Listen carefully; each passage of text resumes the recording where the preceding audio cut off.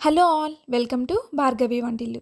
ఈరోజు వీడియోలో చాలా టేస్టీగా టమాటో కొత్తిమీర పచ్చడిని ఎలా ప్రిపేర్ చేయాలో చూపించబోతున్నాను. చాలా బాగుంటుంది రెసిపీ అయితే, టేస్ట్ అయితే అదిరిపోతుంది. చపాతీలోకి, దోశల్లోకి, ఇడ్లీలోకి, రైస్లోకి ఎందులోకైనా బాగుంటుంది.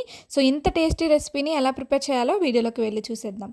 ముందైతే స్టవ్ మీద ప్యాన్ పెట్టుకొని, ప్యాన్లో 1 టేబుల్ స్పూన్ వరకు ఆయిల్ని యాడ్ చేసేసుకొని, ఒక 5 లేదా 6 పచ్చిమిర్చిని ఫ్రై చేసుకోవాలి. మీడియం ఫ్లేమ్లో పెట్టుకొని పచ్చిమిర్చి ఘాట్లు పెట్టుకొని ఫ్రై చేసుకోండి, లేదంటే తుల్లిపోతాయి. సో ఈ విధంగా ఫ్రై చేసుకున్న తర్వాత ఈ పచ్చిమిర్చి మొత్తాన్ని ఒక బౌల్లోకి యాడ్ చేసేసుకోవాలి. ఇలా ప్రిపేర్ చేసుకున్న తర్వాత అదే ప్యాన్లో 2 కప్పుల వరకు కొత్తిమీరని యాడ్ చేసుకోవాలి. ఒక కట్ట వరకు కొత్తిమీరని తీసుకొని చిన్న చిన్న పీసెస్లా కట్ చేసుకుని యాడ్ చేసుకుంటే సరిపోతుంది.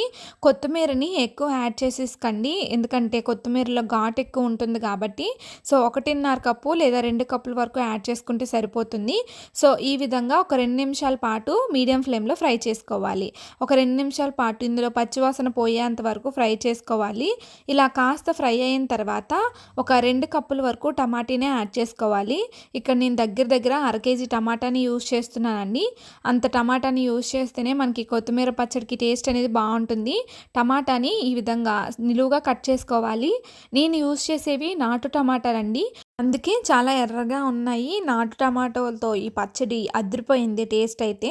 ఇప్పుడు ఇలా కలుపుకున్న తర్వాత మూత పెట్టుకొని మీడియం ఫ్లేమ్లో కొంచెం సేపు మగ్గించాలి. కొంచెం సేపటికి కొత్తిమీరలో ఇంకా టమాటోలో వాటర్ అనేది చూడండి ఈ విధంగా ఊరుతుంది. ఈ టైంలో మళ్ళీ ఒకసారి బాగా కలుపుకోవాలి.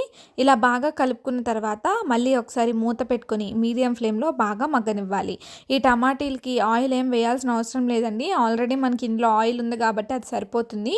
కొంచెం సేపటికి ఇలా బాగా వాటర్ అనేది బయటకు వచ్చి టమాటీలు అనేవి కొంచెం మగ్గాయి. ఈ టైంలో మళ్ళీ ఒకసారి బాగా కలుపుకొని మళ్ళీ ఒకసారి మూత పెట్టుకోవాలి.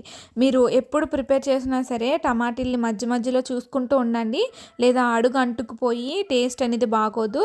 సో మీడియం ఫ్లేమ్లో ఈ విధంగా కుక్ చేసుకుంటే కొంచెం సేపటికి పూర్తిగా మగ్గిపోతాయి.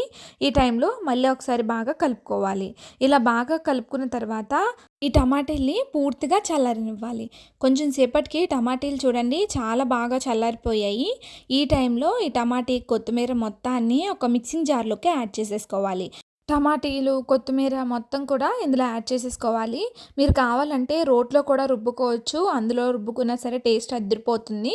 సో ఇలా వేసుకున్న తర్వాత మనం ప్రిపేర్ చేసుకున్న పచ్చిమిర్చిని యాడ్ చేసేసుకొని, 1 ఇంచ్ లేదా 2 ఇంచెస్ వరకు అల్లంని ఈ విధంగా కట్ చేసుకుని యాడ్ చేసుకోండి. ఇందులోనే ఒక 10 నుంచి 12 వరకు వెల్లుల్లిపాయ రబ్బల్లి, 1/2 టేబుల్ స్పూన్ వరకు ఉప్పుని యాడ్ చేసేసుకొని ఒకసారి మూత పెట్టుకొని మెత్తగా గ్రైండ్ చేసుకోవాలి. మరీ మెత్తగా ఉండకూడదండి, కొంచెం గాఢగా ఉంటేనే మనకి టేస్ట్ అనేది బాగుంటుంది. సో ఈ విధంగా ఒకసారి గ్రైండ్ చేసుకున్న తర్వాత ఇందులో ఒక చిన్న నిమ్మకాయ సైజ్ అంత చింతపండుని యాడ్ చేసుకోండి. ఏ పచ్చడి ప్రిపేర్ చేసినప్పుడు అయినా సరే చింతపండుని యాడ్ చేయడం వల్ల టేస్ట్ అయితే అదిరిపోతుంది. సో ఇలా ఈ విధంగా మూత పెట్టుకొని ఒకసారి మిక్సీ వేసుకుంటే చూడండి మనకి పచ్చడి అనేది ఇంత మెత్తగా ఉండాలి, లేదా కొంచెం గాఢగా ఉన్నా సరే టేస్ట్ బాగుంటుంది. ఇలా ప్రిపేర్ చేసుకున్న పచ్చడిలోకి మనం పోపుని యాడ్ చేసుకోవాలి. ఇప్పుడు స్టవ్ మీద ప్యాన్ పెట్టుకుని ప్యాన్లో 1 టేబుల్ స్పూన్ వరకు ఆయిల్ యాడ్ చేసేసుకొని, ఇప్పుడు 1 టేబుల్ స్పూన్ వరకు జీలకర్ర, 3 లేదా 4 వెల్లుల్లి రెబ్బలు, కట్ చేసుకున్న ఒక 3 లేదా 4 ఎండుమిర్చిని యాడ్ చేసేసుకొని మీడియం ఫ్లేమ్లో ఫ్రై చేసుకోవాలి. ఇందులో పోపు అనేది మీకు ఇష్టం ఉంటేనే యాడ్ చేసుకోవచ్చు, లేదంటే స్కిప్ చేసేసుకోవచ్చు. స్కిప్ చేసినా సరే టేస్ట్ బాగుంటుంది.